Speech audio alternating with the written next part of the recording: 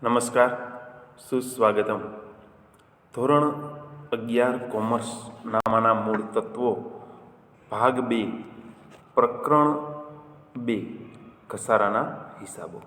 આજે આપણે સ્વાધ્યાયનો પ્રશ્ન નંબર 5 તેનો પેટા પ્રશ્ન નંબર 6 તે અંગેનો અભ્યાસ કરવાનો છે, જેની રકમ આ મુજબ છે કે રાજકુમાર મિલ્સે રૂપિયા 42,000ના કેટલાક યંત્રો તારીખ 1/4/12ના રોજ ખરીદ્યા.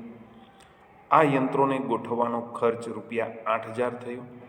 1/10/2014ના રોજ બીજા 70,000ના યંત્રો ખરીદ્યા, જેનો ગોઠવણી ખર્ચ રૂપિયા 2,000 થયો. કંપની દર વર્ષે 10% લેખે સીધી લીટીની પદ્ધતિએ ઘસારો ગણે છે. 31/3/15ના રોજ પ્રથમ ખરીદેલ યંત્રો પૈકી 30% યંત્રો તેની ચોપડે કિંમત પર 20% નફા સાથે વેચી દીધા. ઉપરની વિગતો પરથી કંપનીના ચોપડે તારીખ 31/3/2015 સુધીનું યંત્રોનું ખાતું તેમજ દરેક વર્ષની વાર્ષિક હિસાબોમાં અસર દર્શાવો. આપણે પેટા પ્રશ્ન નંબર 7માં આપણે વાર્ષિક હિસાબોમાં અસર કેવી રીતે દેવાય તે સમજવાનો પ્રયત્ન કરશું. આ પ્રશ્નમાં પણ આપણે દરેક વર્ષની વાર્ષિક હિસાબોમાં કેવી રીતે અસર આપવી તેનો અભ્યાસ પણ કરશું. તો આગળ સૂચના આપેલ હતી કે આપણે એકાદ પ્રશ્નમાં વાર્ષિક હિસાબોમાં કેવી રીતે અસર અપાય તે અંગેનો આપણે અભ્યાસ પણ કરશું. તો આ પ્રશ્નમાં આપણે દરેક વર્ષમાં અમુક પ્રશ્નમાં કોઈ 1 વર્ષ કે 2 વર્ષ પૂરતી વાર્ષિક હિસાબોમાં અસર માંગેલ હતી. આપણે અહીં દરેક વર્ષમાં વાર્ષિક હિસાબોમાં અસર કેવી રીતે અપાય તે સમજવાનો આપણે પ્રયત્ન કરશું. તો સૌ પ્રથમ ગણતરી કરીએ તો વાર્ષિક ઘસારો પ્રથમ યંત્ર જે છે 82,000ના ખરીદેલ છે. 8,000 ગોઠવવાનો ખર્ચ એટલે પડતર કિંમત 90,000, ઘસારાનો દર 10% આપેલ છે. તેથી પ્રથમ યંત્રનો વાર્ષિક ઘસારો 9,000 થશે. જ્યારે બીજું યંત્ર જે છે તે ખરીદવામાં આવેલ છે 70,000, 2,000 ગોઠવણી ખર્ચ એટલે તેની પડતર કિંમત 72,000, 10% લેખે ઘસારો 7,200 એ વાર્ષિક ઘસારો થશે. જ્યારે 6 માસિક એટલે કે અડધા વર્ષનો ઘસારો 7,200ના 50% જેટલી રકમ, અડધી રકમ 3,600 થઈ જશે. તો હવે આપણે યંત્ર ખાતું તૈયાર કરવાનું છે. તો યંત્ર ખાતા તરફ આગળ વધીએ તે પહેલાં પાઠ્યપુસ્તક તમારી સાથે હોવું જોઈએ અને સ્વાધ્યાયના આ પ્રશ્નની રકમ તમારી નજર સમક્ષ હોવી જોઈએ. તો યંત્ર ખાતું તૈયાર કરીએ. જે રીતે ઉધાર બાજુ, જમા બાજુ, તારીખ, વિગત, રકમ બંને બાજુ આવશે. હવે પ્રથમ યંત્ર 1/4/12ના રોજ ખરીદવામાં આવેલ છે. તેથી યંત્ર ખાતે ઉધાર રૂપિયા 90,000 થશે. વિગતમાં રોકડ બેંક ખાતે અને તારીખમાં 1/4/12. હવે આપણો ટાર્ગેટ 31/3/13 ઘસારો ગણવાનો હોવો જોઈએ. એ પહેલાં કોઈ ઘટના બનેલ છે કે નહીં તે માટે રકમ વાંચી લેવી. અહીં 1/10/14ના રોજ બીજા યંત્ર ખરીદેલ છે એટલે કે ત્યાં સુધી 31/3/13 સુધી કોઈ ઘટના બનેલ નથી. તેથી ઘસારો ગણાય. ઘસારો યંત્ર ખાતે જમા બાજુ દર્શાવવામાં આવે. વાર્ષિક ઘસારાની રકમ આપણે ગણતરીથી મેળવેલ છે રૂપિયા 9,000. 9,000 જમા બાજુ, તારીખમાં 31/3/13 અને વિગતમાં ઘસારા ખાતે.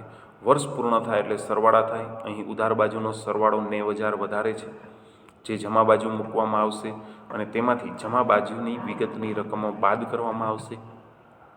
9,000 બાદ કરતાં 81,000 મળે તે બાકી આગળ લઈ ગયા તરીકે નોંધાશે અને ત્યાર પછીના વર્ષમાં ઉધાર બાજુ બાકી આગળ લાવ્યા તરીકે આ 81,000 દર્શાવવામાં આવશે.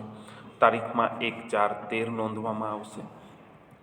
તો આ નવા વર્ષની શરૂઆત છે. નવું વર્ષ 1 એપ્રિલે શરૂ થાય અને વર્ષ પૂર્ણ થાય 31/3 એટલે કે 31મી માર્ચના રોજ. હવે આપણો ટાર્ગેટ ઘસારો ગણવાનો 31/3/14નો છે, જ્યારે બીજું યંત્ર 1/10/14ના રોજ ખરીદેલ છે. તો 1/10/14 પહેલાં 31/3/14 તારીખ આવે તો ઘસારો ગણવાની પ્રક્રિયા પ્રથમ કરવાની રહે. તારીખના ક્રમમાં વ્યવહારો નોંધવાના હોય તે સિદ્ધાંત અનુસાર અહીં ઘસારો સૌ પ્રથમ ગણાશે. ઘસારો યંત્ર ખાતે જમા બાજુ આવશે 9,000 તારીખમાં 31/3/14 અને વિગતમાં ઘસારા ખાતે. અહીં પણ સરવાળા થશે. ઉધાર બાજુનો સરવાળો 81,000 વધારે છે. જમા બાજુ મૂકી તેમાંથી 9,000 બાદ કરતાં રકમ મળશે 72,000, જ્યાં 31/3/14ના રોજ બાકી આગળ લઈ ગયા તરીકે નોંધવામાં આવશે. ત્યારબાદ હવે આપણે ગણતરી કરીએ તો અહીં 1/10/14ના રોજ બીજા યંત્ર ખરીદેલ છે તેની નોંધ તો આપણે કરીશું જ, પણ 31/3/15ના રોજ જે યંત્રો વેચેલા છે તેની પણ ગણતરી આપણે કરીશું. તો 1/4/14ના રોજ જે પ્રથમ ખરીદેલા યંત્રો છે તેની બાકી 72,000 છે, જે આપણે 31/3/14ના રોજ બાકી આગળ લઈ ગયા 72,000 જોઈ શકીએ છીએ. હવે 31/3/15ના રોજ વેચવામાં આવેલ છે તો પૂર્ણ વર્ષનો ઘસારો એટલે કે પૂરેપૂરો 9,000 ચાલુ વર્ષનો ઘસારો તેમાંથી બાદ થશે, એટલે યંત્ર ખાતાની બાકી મળશે 63,000. આ તેની ચોપડે કિંમત થઈ. હવે આ જે ચોપડે કિંમત જે છે તેમાંથી 30% યંત્રો એટલે કે 63,000ના તમે 30% યંત્રોની ચોપડે કિંમત મેળવશો તો 18,900 થશે.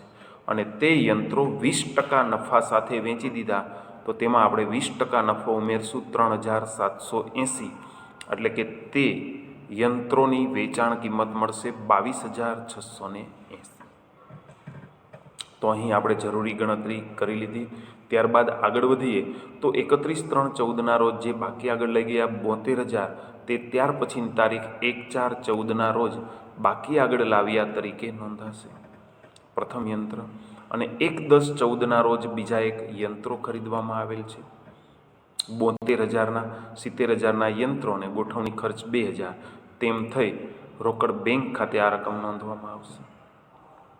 હવે જે યંત્રો વેચવામાં આવે છે તેનો ઘસારો આપણે સૌ પ્રથમ ગણશું. પ્રથમ યંત્રો વેચવામાં આવે છે તો 31/3/15ના રોજ તેનો ઘસારો 9,000 પૂરેપૂરો આપણે ગણી લેશું કે ઘસારા ખાતે પ્રથમ યંત્રના ₹9,000 થશે. હવે આ 72,000માંથી 9,000 ઘસારો બાદ કરતાં યંત્રની ચોપડે કિંમત 63,000 થાય છે, પરંતુ અહીં પ્રથમ યંત્રો જે છે તેમાંથી બધા જ યંત્રો વેચી દેવામાં આવતા નથી. તેના 30% યંત્રો વેચવામાં આવે છે. 63,000ના 30% યંત્રો કરો તો 18,900 થાય. 20% નફાથી વેચેલ છે, જે રકમ ઉમેરતા બેંક ખાતે વેચાણ 22,680 થશે. યંત્રની વેચાણ કિંમત યંત્ર ખાતે જમા બાજુ દર્શાવીએ 22,680 અને વિગતમાં બેંક ખાતે અને કૌંસમાં વેચાણ કિંમત લખી શકાય.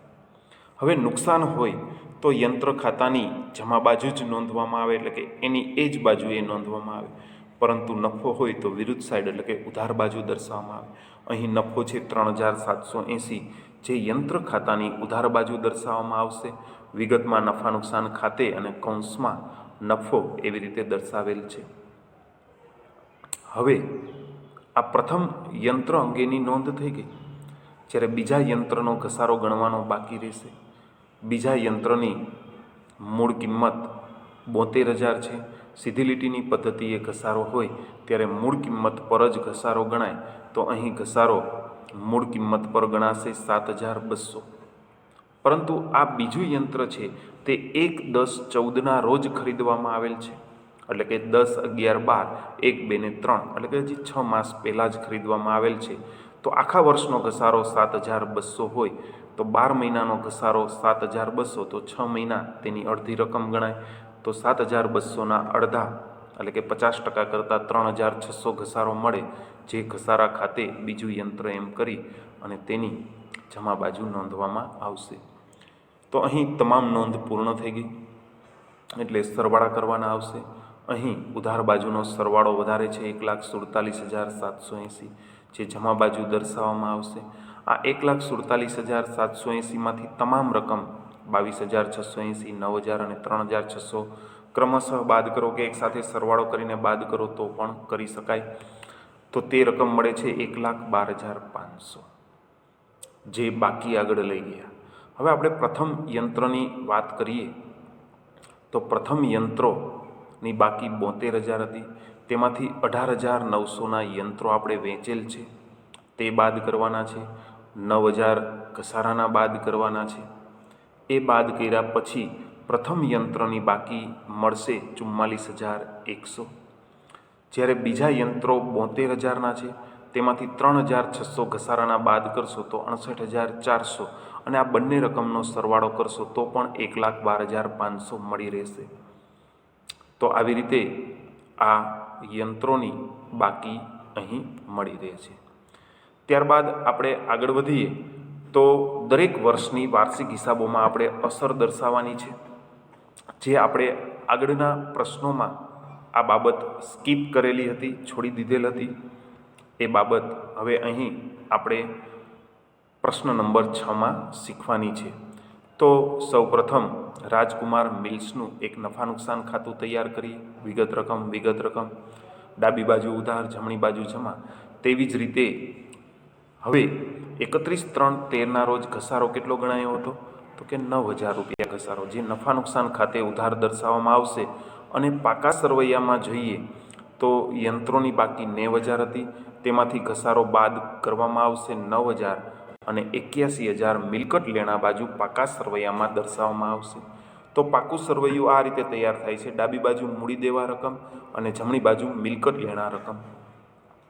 તો વાર્ષિક હિસાબો માટે આપણે નફા નુકસાન ખાતું અને પાકું સરવૈયું તૈયાર કરવાનું હોય છે. તેમાં આ ઘસારાની અસર આપણે વાર્ષિક હિસાબોમાં આપવાની હોય છે. ફરીથી બીજા વર્ષ માટે જોઈએ તો 31/3/14 માટે નફા નુકસાન ખાતું અને 31/3/14 માટે આપણે પાકું સરવૈયું તૈયાર કરીએ. તો હવે ગયા વર્ષે યંત્ર ખાતાની બાકી 81,000 હતી. જે યંત્રો પાકા સરવૈયામાં તમે નિરીક્ષણ કરો તો તે 81,000 નવા વર્ષમાં બતાડેલ છે. ફરીથી બીજા વર્ષે તેમાંથી ઘસારો 9,000 બાદ કરવામાં આવે છે, તેથી તેની બાકી 72,000 થાય છે. અને આ ઘસારાની બીજી અસર નફા નુકસાન ખાતે ઉધાર, યંત્રોનો ઘસારો, તેમ કરી અને 9,000 દર્શાવવામાં આવે છે. ત્યારબાદ 31/3/15 માટે આપણે ગણતરી જોઈએ તો 31/3/15માં ઘસારો એક 9,000 અને બીજા યંત્રનો ઘસારો 3,600 હતો. આમ કુલ 12,600 ઘસારો અહીં દર્શાવવામાં આવશે.